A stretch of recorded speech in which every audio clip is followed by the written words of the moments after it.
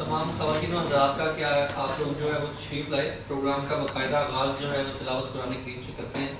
محترم امجد مرزا صاحب سے گزارش ہے کہ وہ تلاوت قرآن کریم کے ساتھ پروگرام کا باقاعدہ آغاز کریں. اعوذ باللہ من الشیطان الرجیم. بسم اللہ الرحمن الرحیم. أرأيت الذي يكذب بالدين فذلك الذي يدعو اليتيم ولا يعد على طعام المسكين فويل للمصلين الذين هم عن صلاتهم ساهون الذين هم يراءون ويمنعون الماعون. صدق اللہ. UK ٹائمز لندن کی جانب سے یہ اس مشاعرے کا انعقاد جو ہے وہ کیا گیا ہے اور خاص طور پر سب سے پہلے میں محترم عزت مآب جناب لارڈ نذیر احمد صاحب کا شکریہ ادا کرتا ہوں کہ انہوں نے آج ہمارے لیے ایک خاص اہتمام کیا اس مشاعرے کا اور ہمیشہ ہی محبت کرتے ہیں اور کمیونٹی کو اکٹھا کرنے کے حوالے سے لارڈ نذیر صاحب کی جو خدمات ہیں ان کی مثال جو ہے وہ کہیں نہیں ملتی.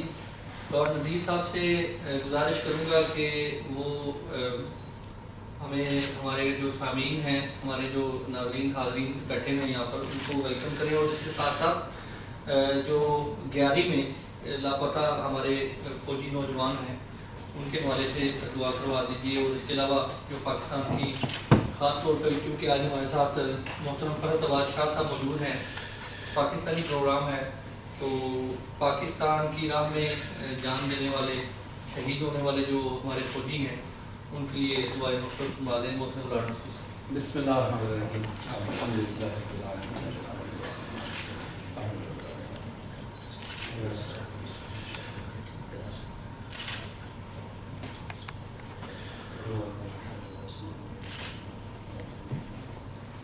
اللهم صل على محمد.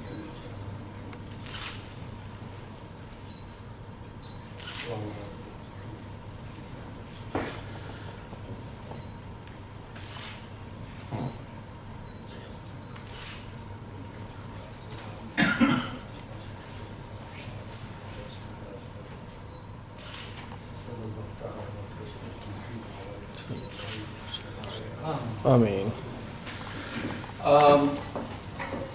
نہایت ہی معزز اور محترم بھائیوں, دوستوں, بہنوں, حضرات, I have a great honor and privilege to welcome everyone. میں اردو میں بات کرنی چاہیے کیونکہ یہ مشاعرہ اردو میں ہوتا ہے اور میں انگریزی میں شروع ہو گیا ہوں. ایکچولی جس گیئر میں پڑا ہوا تھا نا, ابھی ہاؤس آف لارڈ سے نکل کے آیا ہوں تو وہی سپیڈ سے یہاں پہ بھی بات کرنی شروع کر دی.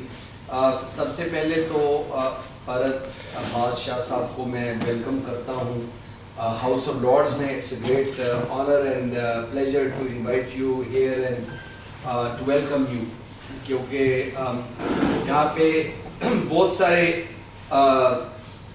شاعر اور فلاسفرز اور دانشور لوگ یہاں پہ تشریف لاتے ہیں, رائٹرز یہاں پہ تشریف لاتے ہیں, لیکن جس طریقے سے لوگ آپ سے محبت کرتے ہیں پورے برطانیہ میں, یہ ایک مثال ہے. اور دس از ایویڈنس کہ یہاں پہ جتنے لوگ یہاں پہ دور دور سے تشریف لائے ہیں.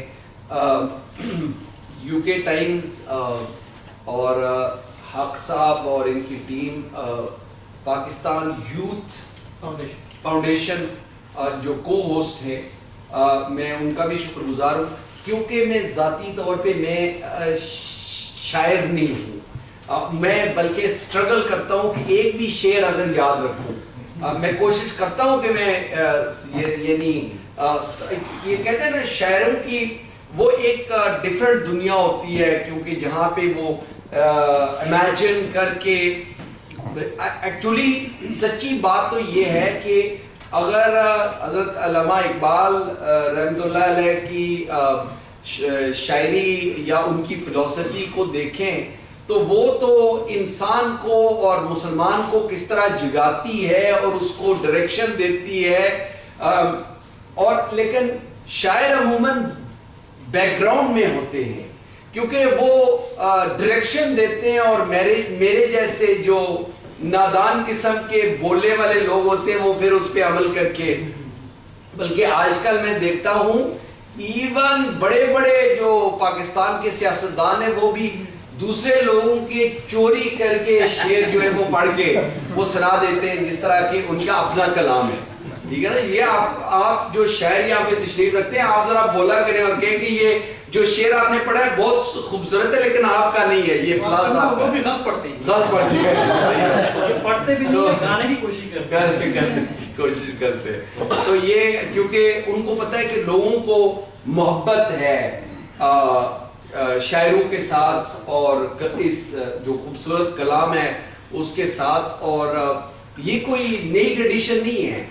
ہزاروں سال پہلے بھی اگر آپ دیکھیں تو ایون میں یعنی اتنا زیادہ دور نہیں جانا چاہتا ہوں کہ نبی اکرم صلی اللہ علیہ وسلم کے زمانے میں جو عربیوں کی محفلیں ہوتی تھی مکہ مکرمہ میں, مدینہ منورہ میں, جہاں بھی, تو وہ مشاعرہ ایز مشاعرہ یہاں پہ ہاؤس آف لارڈز والا تو شاید اس طرح کا نہیں تھا, لیکن شعر وہ ضرور پڑھتے تھے, اور شعر ان کے جو ہے کمپٹیشنز ہوتی تھی, محفلیں ہوتی تھی.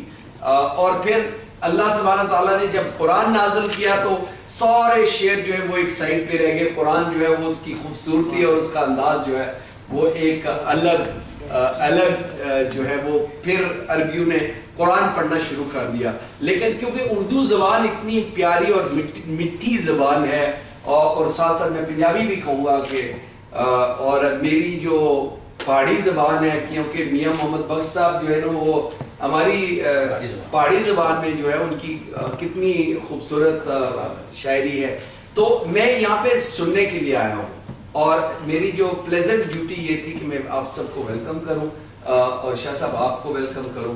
آئی hand you back to Haq صاحب, عطاء الحق. بہت شکریہ محترم لارڈ نذیر صاحب, آپ کی باتیں جو ہیں ان سے ہم بہت لطف اندوز ہوتے ہیں, اور چونکہ وقت کا پتہ نہیں چلتا, آپ کے پاس کافی ذخیرہ ہے باتوں کا. آپ کو شاید کہا جائے تو وہ بھی غلط نہیں ہوگا, اگر آپ خود ہی آپ تھوڑا سا شرماتے ہیں تو وہ اس میں ہمارا کوئی قصور نہیں. میرے ساتھ محترم مبارک صدیقی صاحب موجود ہیں, یہ بھی بہت سینئر شاعر ہیں. ان سے میں بھی گزارش کروں گا کہ فرت بادشاہ صاحب فرض فاؤنڈیشن کے نام سے پاکستان میں کچھ خدمات سر انجام دے رہے ہیں انسانیت کے حوالے سے, اور انسانیت کی خدمت وہاں پر کر رہے ہیں. تو ان کی فرت بادشاہ صاحب سے کافی تفصیلی جو ہے گفتگو ہوئی ہے. تو میں بھی یہ چاہوں گا کہ تھوڑا سا فرض فاؤنڈیشن کی جو ان کی خدمات ہیں اس پر مبارک صدیقی صاحب جو ہے وہ تھوڑی سی روشنی ڈال دیں. اس کے بعد جو ہے کہ ہم پروگرام کا باقاعدہ آغاز کریں گے, چند شعراء جو ہیں وہ اپنا کلام پیش کریں گے, اور اس کے بعد ہمارے آج کے دولہا جو ہے محترم فرت بادشاہ صاحب ان سے ان کا کلام جو ہے سنیں گے. مبارک صدیقی صاحب آپ سے گزارش ہے کہ جو شاہ صاحب کی انسانیت کے لیے پاکستان میں خدمات ہیں ذرا ان پر آپ پلیز روشنی ڈال دیجیے.